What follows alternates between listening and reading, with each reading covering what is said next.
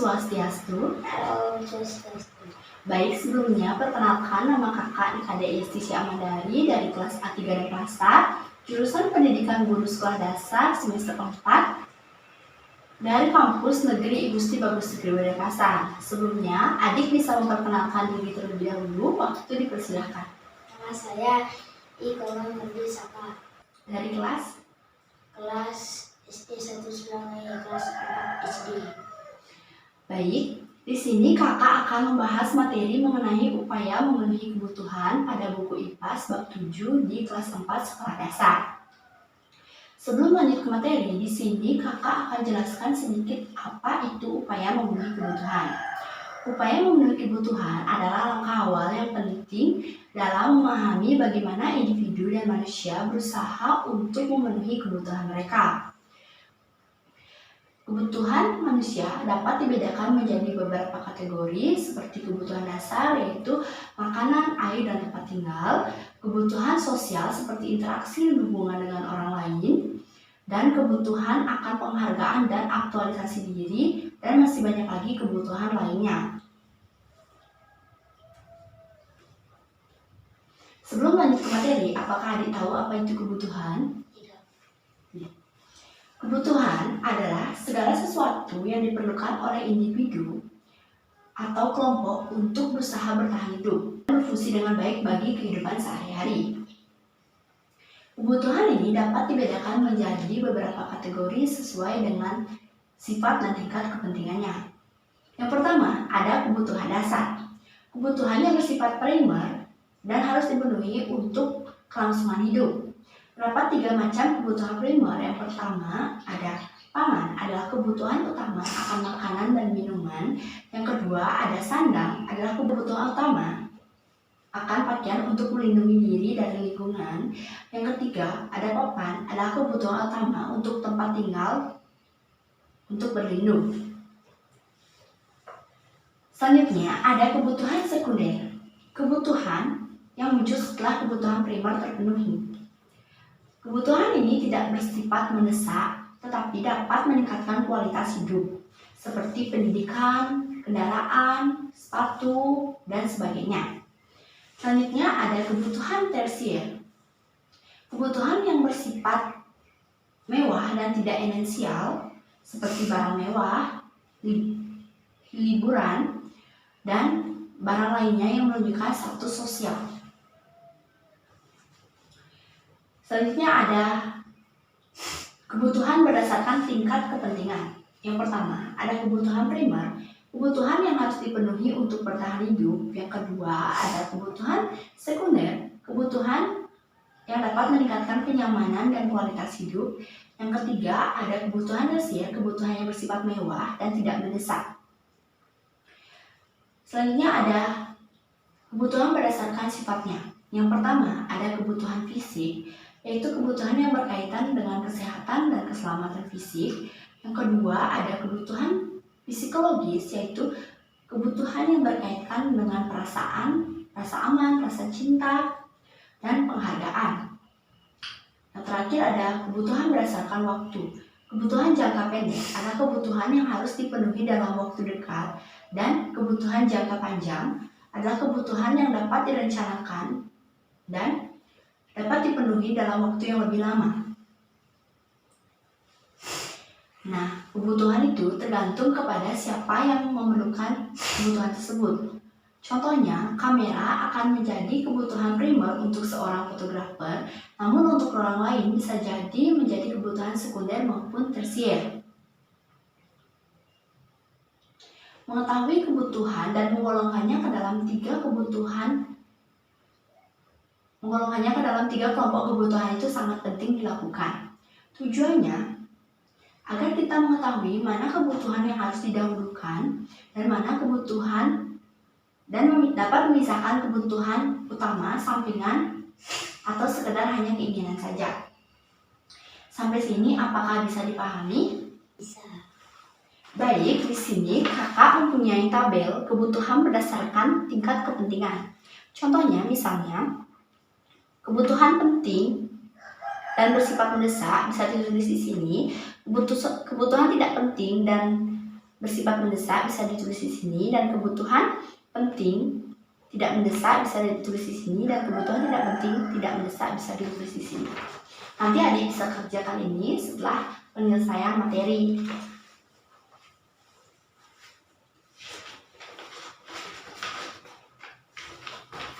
Selanjutnya, di sini kakak akan membahas bagaimana kita memenuhi semua kebutuhan kita. Salah satu cara manusia untuk memenuhi kebutuhan hidupnya adalah dengan bekerja. Nelayan bekerja di tengah laut untuk mendapatkan ikan. Petani bekerja membajak sawah untuk menghasilkan padi yang dapat dikonsumsi atau dimakan bersama keluarga. Namun, ada kalanya kebutuhan manusia tidak dapat dipenuhi karena beberapa faktor yang mempengaruhi terbatasnya memenuhi kebutuhan manusia. Yang pertama, ada kondisi geografis. Letak suatu daerah sangat mempengaruhi bentuk aktivitas pemenuhan kebutuhan manusia.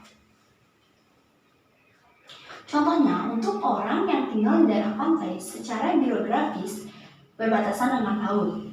Hal ini menyebabkan orang yang tinggal di pantai mayoritasnya hanya dapat menghasilkan kebutuhan seperti ikan, kerang, laut, dan sebagainya. Kebutuhan pangan orang yang tinggal di laut seperti padi, baju, atau hasil pertanian pasti akan sulit didapatkan karena mengingat terbatasnya kebutuhan ini banyak terdapat di dataran tinggi. Dan orang yang tinggal di dataran tinggi mungkin cukup sulit untuk mendapatkan kebutuhan lauk pauk seperti ikan karena kondisi geografisnya berada jauh dari pantai atau laut. Yang kedua, sumber daya alam yang dimiliki setiap daerah pasti berbeda-beda dan cukup beragam tergantung kondisi geografis yang dimiliki. Bagi orang yang tinggal di dataran rendah, sumber daya alam hasil tanah akan melimpah ruah. Sementara orang yang tinggal di dataran tinggi memiliki keterbatasan itu. Yang ketiga, ada faktor sumber daya manusia. Tidak semua orang memiliki keahlian yang mumpuni dalam melakukan pengolahan sumber daya alam yang dimiliki di daerahnya, sehingga butuh orang lain untuk memenuhi kebutuhan hidup tersebut. Untuk materi di sini, apakah bisa dipahami? Bisa. Ada yang ditanyakan? Tidak. Baik, kakak akan lanjutkan untuk materi selanjutnya.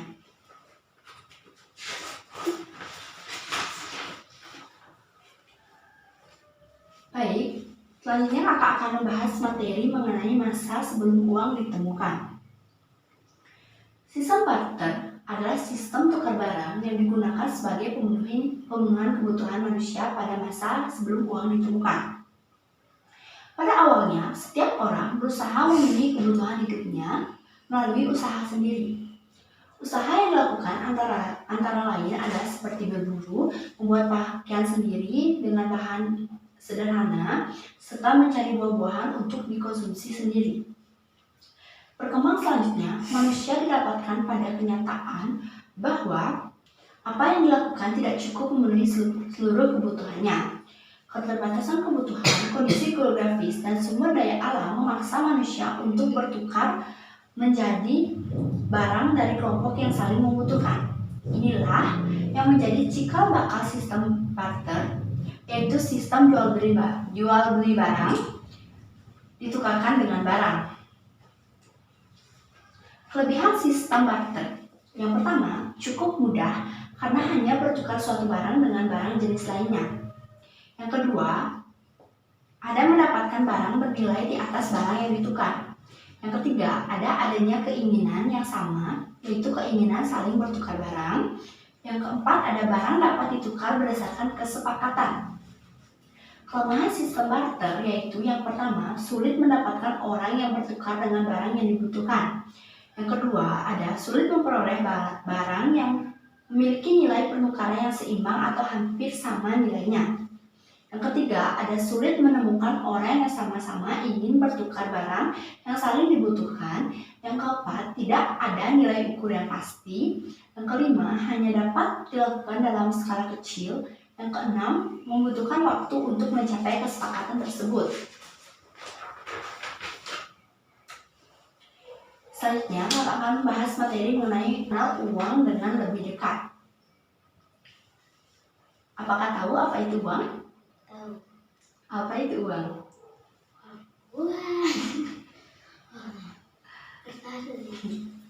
Baik, uang adalah alat tukar yang diterima secara umum untuk membeli barang dan jasa, serta untuk melunasi hutang. Uang berfungsi sebagai alat tukar yang diterima secara umum dalam transaksi jual beli, memudahkan pertukaran barang dan jasa. Nilai uang membantu menemukan harga dan memperlancar proses ekonomi dalam masyarakat. Uang memiliki nilai yang dapat diukur dan berfungsi sebagai penyimpan nilai, memudahkan individu dan bisnis dalam bertransaksi. Ada dua jenis fungsi uang. Yang pertama ada fungsi asli. Yang pertama, uang sebagai nilai tukar dan digunakan sebagai nilai yang dapat ditukarkan untuk mendapatkan suatu barang atau kebutuhan. Yang kedua, ada uang sebagai alat ukur dan digunakan sebagai nilai hitung besaran suatu barang atau kebutuhan.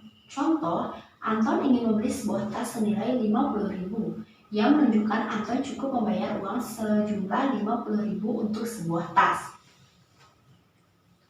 Misalnya, Abil membeli sebuah pensil dengan harga 3.000, berarti Abil cukup membayar 3.000 kepada toko tersebut. Bisa dipahami? Bisa, baik. Yang kedua ada fungsi turunan. Yang pertama, uang sebagai alat pembayaran dan untuk membayar tanpa ditukar dengan benda, jasa, atau barang apapun. Contohnya membayar pajak kendaraan, pajak bumi, dan bangunan. Kedua, ada uang sebagai penunjuk harga dan menunjukkan harga nilai dari suatu barang. Contohnya, ketika di supermarket, kita bisa lihat harga 1 kilo mangga adalah 11.500, harga pensil adalah 5.600. Misalnya, lainnya atau Abil belanja di Indomaret membeli sebuah snack dengan harga 5.200, itu menunjukkan harga atau nilai dari suatu barang tersebut. Nah, uang sebagai alat pembayaran hutang. Dan yang keempat ada uang sebagai alat penimbun kekayaan. Contohnya seperti menabung yang dapat digunakan saat ada keperluan mendesak. Selanjutnya, kita akan membahas jenis-jenis uang.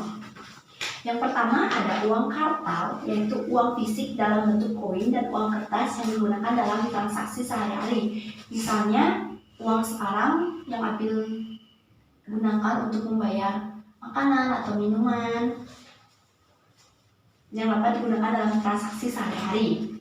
Yang kedua ada uang giral, uang yang disimpan di bank dan dapat digunakan melalui cek, giro, atau transfer elektronik. Selanjutnya, yang ketiga ada uang elektronik, bentuk uang digital yang disimpan di perangkat elektronik seperti kartu pembayar atau dompet digital. Sampai sini, apakah bisa dipahami tentang asal-usul uang? Bisa. Baik, di sini kakak akan membahas materi yang terakhir mengenai kegiatan jual beli sebagai salah satu cara memenuhi kebutuhan. Kegiatan masyarakat Indonesia untuk memenuhi kebutuhan hidupnya sangat beragam. Ada yang bekerja di sawah, bekerja di kantor, bekerja di pabrik, maupun mengemudi kendaraan. Semua bentuk kegiatan itu dapat dikelompokkan menjadi 3, yaitu produksi, distribusi, dan konsumsi. Yang pertama ada kegiatan produksi. Produksi merupakan kegiatan yang menghasilkan barang atau jasa untuk memenuhi kebutuhan.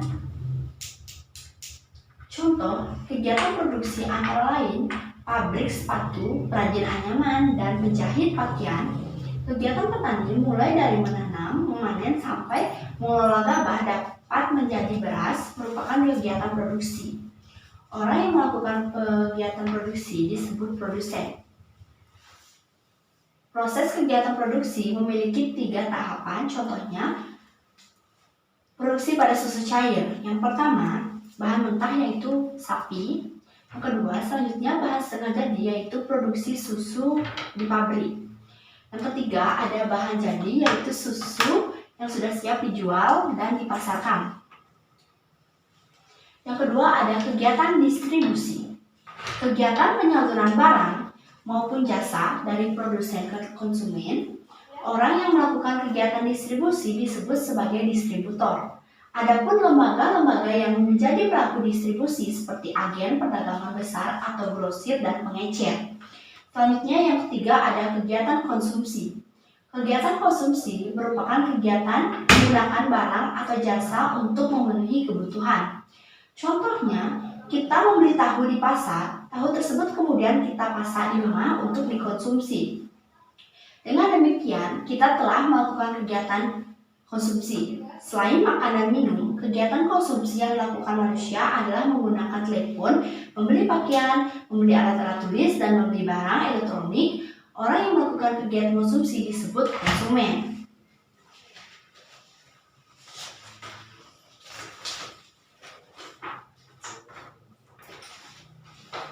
Kegiatan ekonomi merupakan kegiatan suatu perusahaan atau suatu masyarakat untuk memproduksi barang dan jasa maupun mengkonsumsi barang dan jasa tersebut.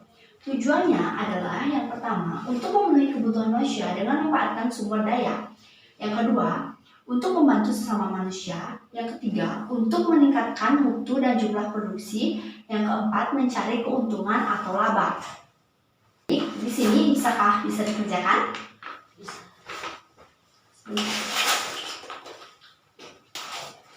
Ini bisa ada buat contohnya, misalnya di sini ada tabel kebutuhan berdasarkan kepentingan. Yang pertama, kepentingan bersifat mendesak. Misalnya apa? Makan siang itu termasuk mendesak karena kita lapar.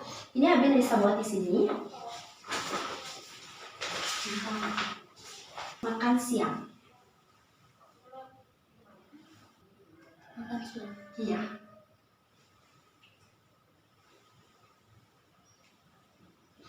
Nah, buat satu aja.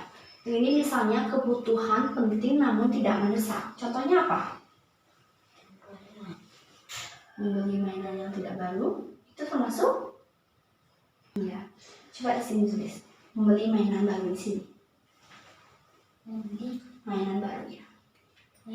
Mainan baru.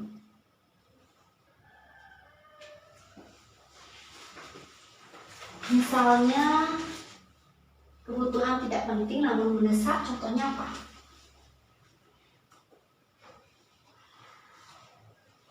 Belajar untuk ujian itu termasuk tidak? Iya. Ya, buat bisa tulis di sini. Belajar untuk ujian.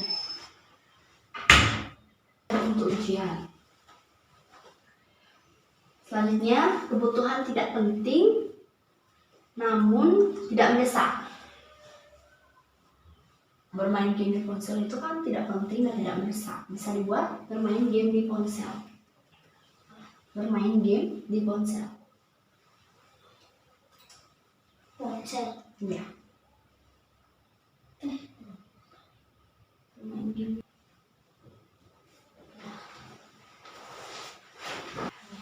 Baik, ini dia tabel kebutuhan berdasarkan tingkat kepentingan. Di sini kakak menyuruh adik membuat satu saja karena ini bisa dibawa pulang untuk dikerjakan PR. Untuk selanjutnya adik bisa tambahkan kolom yang kurang untuk lebih memahami apa itu tabel kebutuhan berdasarkan tingkat kepentingan. Nah, selanjutnya kakak akan bacakan kesimpulan dari materi yang telah kita bahas sekarang.